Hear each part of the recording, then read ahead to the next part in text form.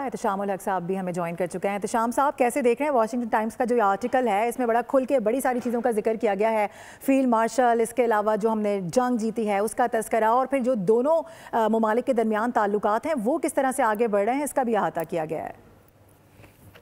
دیکھیں، ایسا ہے کہ جب بھی امریکہ سے اس طرح کی خبریں آتی ہیں تو ڈیفینیٹلی اس کے پیچھے بہت کچھ ہوتا ہے۔ یہ دوسری تیسری سٹوری ہے واشنگٹن ٹائمز کی، اس سے پہلے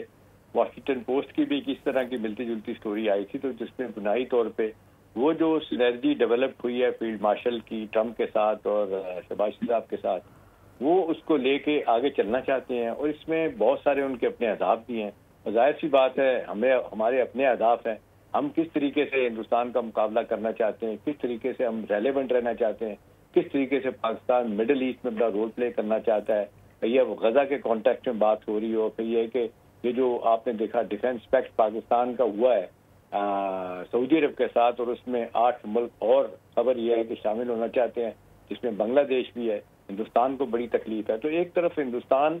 کی اپنی ناکامیاں ہیں، وہ سفارتی سطح پہ، ملٹری کی سطح پہ اور انفارمیشن وار کی سطح پہ جو جھوٹ بولتے رہے وہ ایکسپوز ہوئے ہیں، تو دوسری طرف امریکہ میں بھی ایک شفٹ اس طرح کا ہے۔ وہ اس ریجن میں چاہتے ہیں کہ ایک اسٹرانگ مین جو ہے نا، وہ کہتے ہیں ان کا شروع سے یہ رہا ہے، مجھے کہنے میں کوئی عار نہیں ہے کہ وہ ون مین رول تو چاہتے ہیں، لیکن اب ظاہر ہے ایک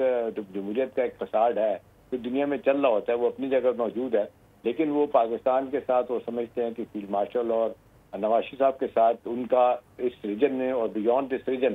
جو کوئی رول پلے کرنا ہے امریکہ نے، اس میں ان کو لگتا ہے کہ وہ بہت بڑی سپورٹ ثابت ہو سکتے ہیں۔ تو ظاہر سی بات ہے، ہندوستان نے تو بڑی کوشش کر لی۔ ابھی دیکھیں، ہندوستان کی پوری کوشش ہے کہ کسی طریقے سے غزہ کے معاملے میں جو ایک انٹرنیشنل اسٹیبلائزیشن فورس بننی ہے، جس میں اس سے بٹ کے ساتھ پاکستان کہتا ہے ہم جائیں گے، اور یہ ڈس آرم کرنے کی بات ہو رہی ہے اپنا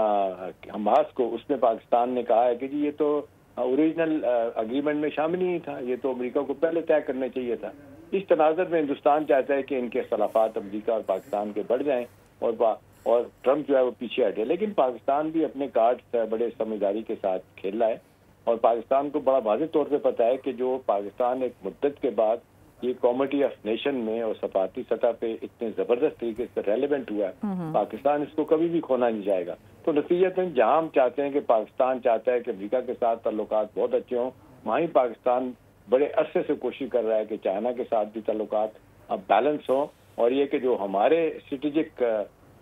مفادات ہیں وہ اگر چائنا کے ذریعے پروٹیکٹ ہوتے ہیں۔ امریکہ کو بھی پتہ ہے کہ نیکسٹ ڈور نیبر ہے، دونوں کے چائنا اور امریکہ پاکستان کے اپنے سیاسی اور ملٹری اہداف ہیں، اور ہندوستان ان کا دشمن ہے۔ اب دیکھیں وہ بات ختم ہوگی، جس طریقے سے آپ نے دیکھا امریکہ پیچھے ہٹ گیا ہے، اب وہ چائنا کے ساتھ وہ دشمنی والا رویہ نہیں ہے، چائنا کو دشمن نہیں پریزنٹ ٹرم سمجھ رہے، اب وہ یہی کہتے ہیں کہ جی ہمارا کمپٹیشن ہے بہت سے والوں سے، چائنا کے اوپر آپ نے دیکھا انہوں نے ٹیرف۔ اچھا احتشام صاحب، سب سے بڑا سوال ہی یہی تھا اس ٹرائکا کے اندر جب یہ بانڈ بننے جا رہا تھا کہ پاکستان کے ساتھ اب چونکہ امریکہ کے تعلقات ایسے ہیں جس کی پوری دنیا اس وقت اعتراف بھی کر رہی ہے، لیکن دوسری جانب جو چائنا ہے اس طریقے سے جس طرح سے ہمارے ہر مشکل معاملات میں ہر مشکل وقت میں کھڑا رہا، تو پاکستان ڈیل کیسے کرے گا، وہ ٹیکل کیسے کرے گا، وہ ٹیک اپ کیسے کرے گا معاملات کو؟ لیکن جس طرح سے آپ بتا رہے ہیں کہ پاکستان نے اپنے کارڈ زبردست طریقے سے کھیلے ہیں، اور دونوں ممالک کے ساتھ پاکستان کے تعلقات بہت زبردست رہے ہیں۔ دیکھیں، ایک تبدیلی معروف جو امریکہ کی اسٹیبلشمنٹ کے تھرو